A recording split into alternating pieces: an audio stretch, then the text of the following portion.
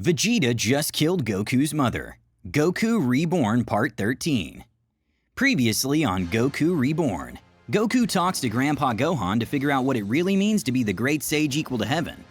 3 months later, Hercule asks Majin Buu to secretly train him and help him get stronger. At the same time, Bardock and Gine are sent on a peace mission to the former planet Frieza 448, but it's actually a trap to keep them away for 6 months. While they're gone, the Tuffle nanomachines succeed in taking complete control of every single Saiyan on planet Goku. Soon the promised day arrives, and King Cold's ship enters planet Goku's atmosphere. But the one who emerges from inside is not King Cold, it's King Vegeta, and he is carrying King Cold's head. And that's where we left off. As all the Saiyans look in shock, Vegeta throws King Cold's head in front of King Vegeta. "Here, problem solved. Turns out he wasn't even planning an invasion. The fool didn't even know Frieza was dead. Pathetic." King Vegeta steps back. "Hold on, Vegeta. You killed him? But he's Frieza's father. He was stronger than..." Vegeta cuts him off. "And I was stronger."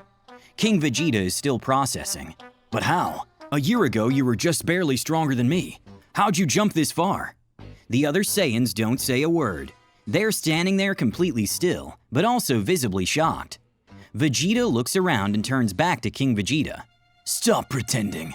Something's off with this planet. Something's off with you. What the hell are these nanomachines?" King Vegeta starts. "What are you talking about, son?" Boom! Before King Vegeta can even finish, Vegeta blasts him straight in the chest. The explosion knocks him flat on the ground. "It's too late to play games," Vegeta declares. "Tell me what the hell's going on. And while you're at it, explain what the hell's happening to my body." Vegeta stands over the fallen King Vegeta. The other Saiyans still don't move. "Yeah, this is definitely not normal." Vegeta is visibly annoyed. "What the hell did they do to you freaks?" Suddenly, the ground rumbles beneath his feet. Rumble! It splits open and releases a cloud of nanomachines in the form of steam. Vegeta turns to face it. Finally showing yourselves, huh?" Nanomachines pour out and hover in the air like a cloud. Then, just like before, they begin to merge into the form of a floating Tuffle skull. The skull starts scanning Vegeta's body. "We sensed your body shut down months ago. Your power level should have dropped to 0. You were compromised, infected, finished, and yet here you are with King Cold's head. Tell me, what did you do? How did you escape us? How is your power level not 0? Vegeta grins. "Simple. I won against your stupid junk that was messing with my body.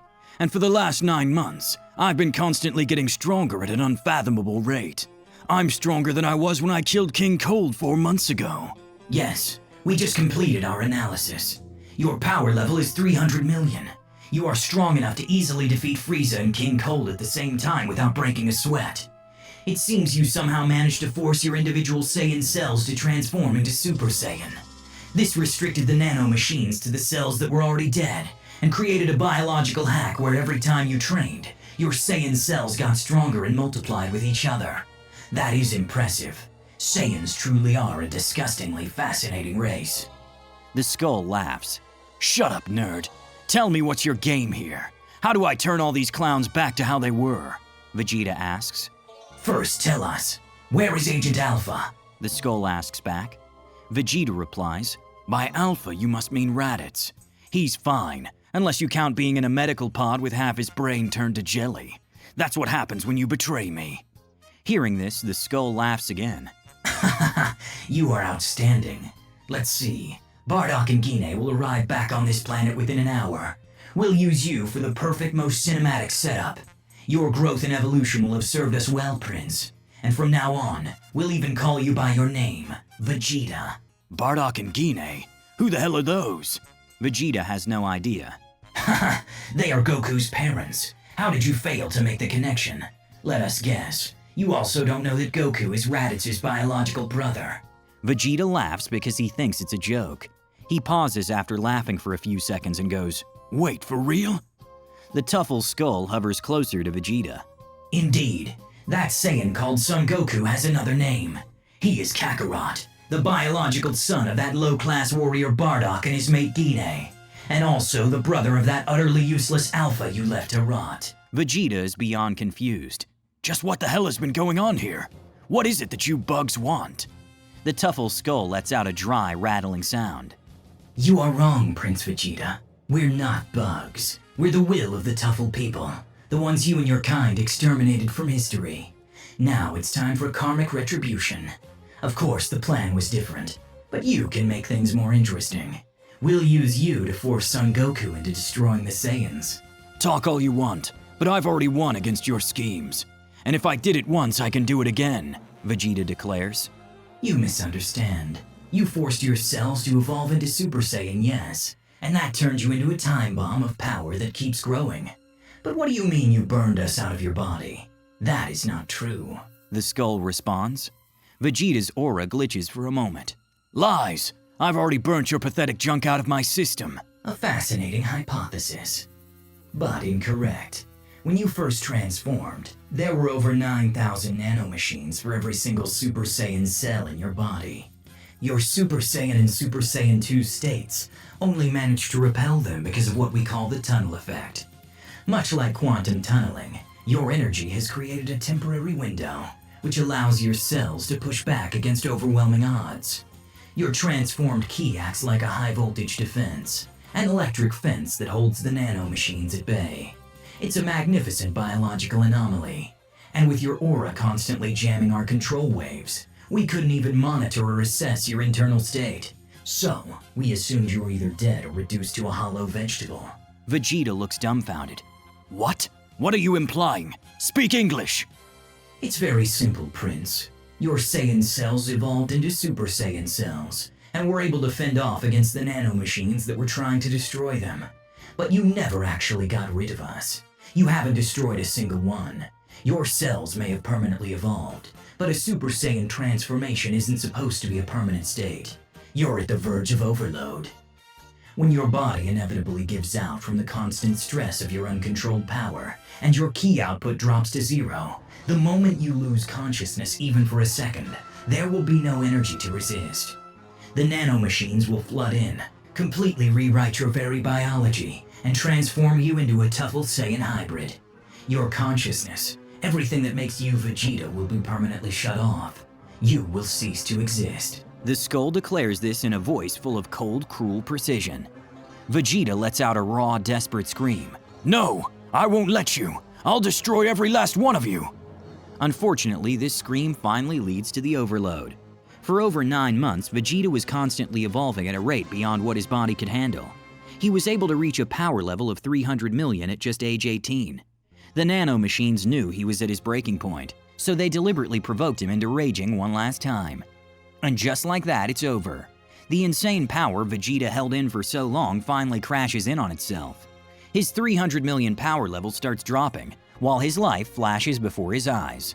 Goku beating Frieza, learning to sense ki for the first time, the shock of being told his power level was under 8,000, nanomachines taking over, the false Super Saiyan form awakening, his battle with King Cold, and finally now, his power drops to zero, and Vegeta collapses to the ground.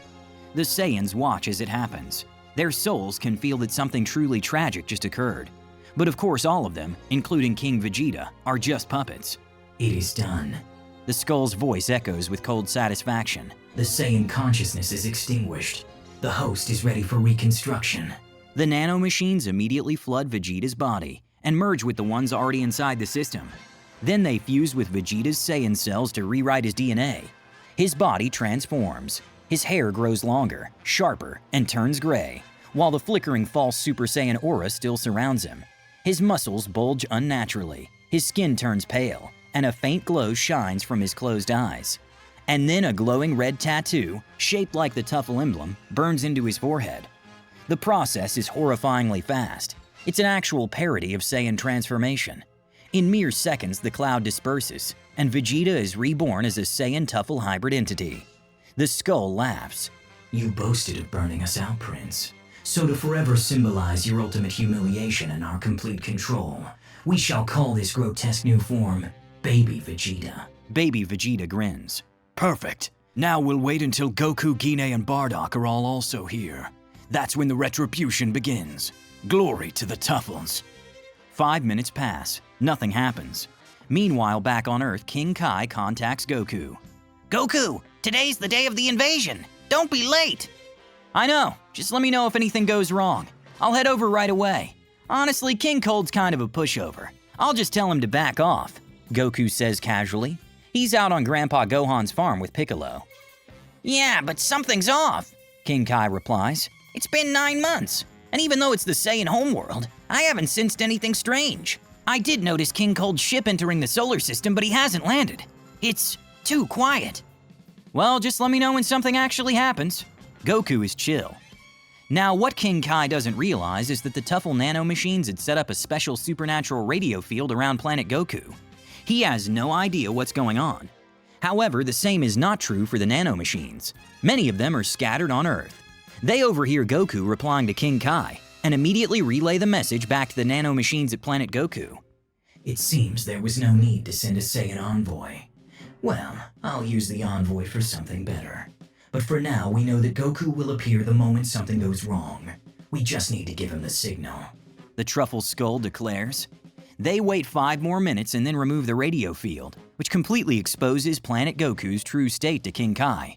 Goku, you need to get there quick! King Kai yells in a voice filled with pure panic. What happened? Goku asks. I have no idea!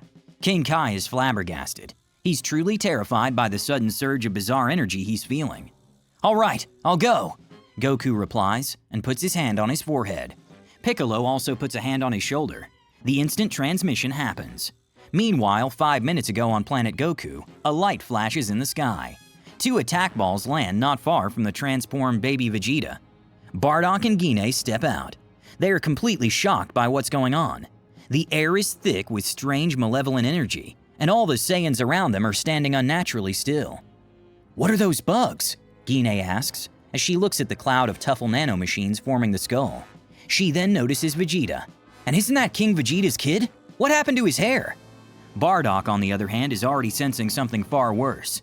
He spots King Cold's head on the ground. Wait, you mean it's already over? Now, just as exactly 5 minutes passed since Bardock and Gine stepped onto planet Goku, baby Vegeta, who was waiting for Goku's instant transmission to lock onto the planet, moves. And then, just as Goku and Piccolo appear in the air above using instant transmission, baby Vegeta impales Gine through the chest. It happens exactly at the moment Goku uses the instant transmission on Earth. Unfortunately, by the time he sees what's going on, baby Vegeta's fist has already impaled Gine. But, faster than baby Vegeta can pull back his fist, faster than Gine can even fall, Goku moves. He catches his mother's body and feels as her life force slips away.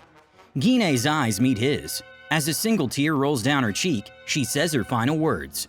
Goku, son, I'm sorry. We Saiyans couldn't change. Her eyes lose their light. Goku holds her in silence. His mind fills with a single thought. If only he was just a second earlier. Piccolo watches with raw eyes as he remembers how Goku talked about introducing his mom. Meanwhile, Bardock's mind couldn't handle what he saw. The image of Gine getting impaled played over and over in his head. Each time it hit him harder, until something deep inside him finally snapped. A wild, raw scream tore from Bardock's throat as his power exploded all around him. In that moment, Bardock transformed into a Super Saiyan. He lets out a furious roar and charges straight at baby Vegeta. Baby Vegeta braces for impact and grins because he fully intends to kill Bardock. But before Bardock can reach him, a figure flashes between them. It's Goku. He's still holding Gine's body in one arm. With his other hand, he stops Bardock instantly, then turns and lands a clean, effortless kick that sends baby Vegeta flying backward. Leave him to me, Dad. You can't handle him right now, Goku says calmly. Tears well up in Bardock's eyes. He screams at the sky in a raw, painful cry of rage, then stops. Goku looks down at Gine's still body in his arms. Then he looks at baby Vegeta, then at the silent Saiyans standing around them, then Piccolo floating in the sky. He gives a small nod. Piccolo understands instantly and appears in front of him. Take care of her, Goku says quietly. What are you going to do? That thing is… Piccolo starts. Goku cuts him off. I know, he says, his voice calm but cold. It's Vegeta. And that's all for Chapter 13, guys. Things just got real. Goku has arrived too late to save his mother. Bardock has awakened as a Super Saiyan, and baby Vegeta is now the villain of this saga. What do you think is going to happen next? Can Goku stop baby Vegeta without any long-term consequences? What role will Bardock play now that he's finally transformed? And how far do you think the Tuffle nanomachines have planned ahead? Drop your theories down below. I love reading them. As always, if you'd like to see more, don't forget to subscribe to the Nimbus channel. Thanks for watching, and we'll see you all in the next video.